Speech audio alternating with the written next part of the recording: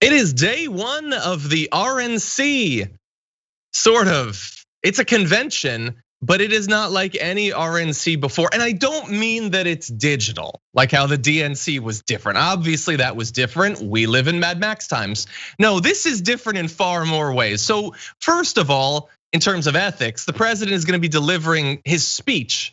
And this quote says speech. Turns out it's speeches live from the White House after being forced to scrap plans to deliver the address to a large audience in Jacksonville, Florida because of the pandemic. He'd prefer to be in front of an audience. I'd prefer that he took the pandemic seriously. So we each did get what we wanted out of this.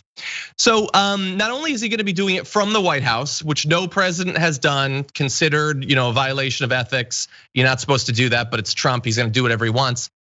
He is, get this, speaking every day of the convention. He's already speaking now. And I know this only because I happen to be on Twitter and Brett tweeted he was talking on day one of his convention about how many TVs there are on Air Force One. Yes. Oh, we're gonna hear so much about sharks.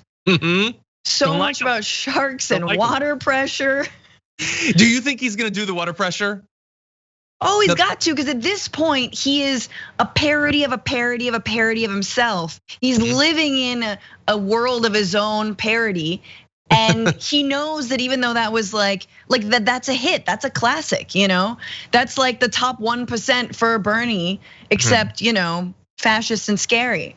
Yeah, I think it might have been too easy of a question to ask if he's gonna do the water pressure. Obviously, he's gonna 1, 2, 3. Obviously, he's gonna do that. The question is, and I want everyone in the chat to answer this, yes or no. Does he do the water pressure literally every day? Does he? Because there was a reporter who was like, is he just gonna cover the same information every time? Have you watched him? Yeah, no, that's all he does. He has like a couple of rotating bits, but mostly it's to script. And this is why, if you want to see something new out of Trump's repertoire, you don't want to see him drinking water with one hand. You know what we have to ask for. Show us the big boy pants. Show us that they exist. What are they? Are they Jockey Hanes? Are they Bonobo? Do they make underwear? Not sure. What's the bulge about? Give it to us. Hashtag show us the undies, RNC 2020. Yeah, oh God. I prefer if you did not, but sure. Skip, I'm gonna jump ahead to the big picture. So another thing that's different about this convention, when they announced the big speakers, not just the online grifters like the guy who totally didn't do anything wrong at that protest with the Native American activist, or the couple that you only know exist because they pointed loaded weapons at totally peaceful protesters. Not those, I'm talking about the serious people. They announced 12 originally. Let's bring this up. You'll notice half of them are Trumps. And I'm not even counting one of the girlfriends who hypothetically would boost it even more. Wait, I think she's up there, right? Well, she's speaking anyway. So half. Now, like we've talked a lot about the party becoming a cult of personality and Trump effectively ruling over like a tin pot familial dictatorship. But this is making a little bit obvious that not only is Trump gonna speak every day, but a lot of the other people are gonna be various Trumps, even Tiffany's are gonna be speaking there. It is just Trump from floor to ceiling. I can smell it already. That's just in an image of the people who still pick up his phone calls. Like that's it. The people who actually, the people like send a voicemails to everyone else. Those are the people who are like, fine.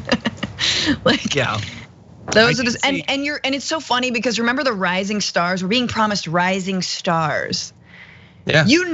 That is the dude who smirked down a Native American protester. Totally. And like the couple who came out in their khakis with weapons, semi-automatics and stuff. Yep. Like, they're rising stars. And there's gonna be some OAN people, Obviously, yeah. I mean, is the really crazy one gonna be there? I wonder the one John Oliver talked about. Anyway, so a few of the funny notes about the cast. That Candace Owens didn't get a spot. That's kind of funny.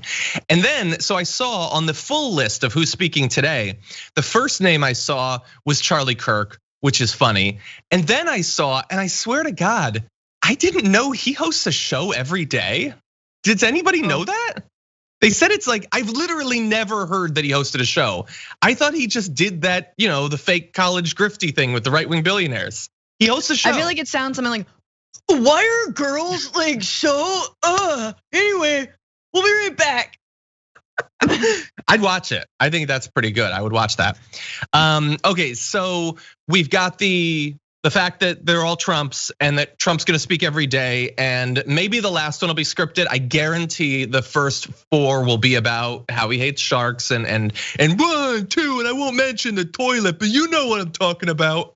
And also, so one of the big things that happens at these conventions, because remember, these are very traditional things stretching back hundreds of years. And there's a lot that has to get done there that really doesn't make any sense to a regular person, but that's what happens there. And one of those things is passing a platform. Remember last week when the Democrats passed theirs and it was garbage and we hated it? Well, the RNC decided we're not gonna risk turning off our voters anymore. We're just not gonna have one. Literally, they're not gonna pass a new platform. I'm not joking or exaggerating. Their party platform is effectively, we enthusiastically support the president's America First agenda. They don't give more details of why or what that is because they can't. It's just whatever Trump babbles about every night this week, that's what we support, I guess. Yeah, they explicitly say like there's no underlined, like, brackets. What Trump will mention is what we stand for. And this is, but it's okay. 2 things. One, that reveals that party platforms aren't always that important, right? Apparently. I mean, they are for if you want to actually gather a base up, get some support. I know that on the Democratic side, there's been good discussions and fights over the Democratic Party platform, whether or not the Democrats even make good on that platform. That's what I mean. That's what I mean when I say like, how much does it really matter? But it sets a course for your entire party.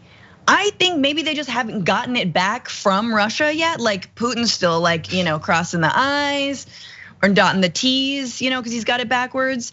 And it's Cyrillic's a different alphabet, honestly. It's very different. But like, this is the thing is like, the party has been laid bare for exactly what it is, which is a massive transfer of wealth to the already wealthy. That's all it is.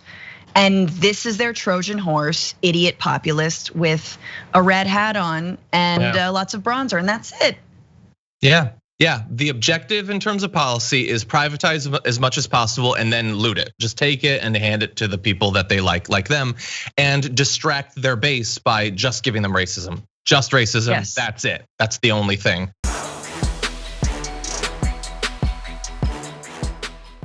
For more political news, breakdowns, interviews, stories of activism, and me trying my hardest to care about the occasional big celebrity news story, subscribe to our YouTube channel at youtube.com/The Damage Report. And you can ring the bell wherever it is so you don't miss anything.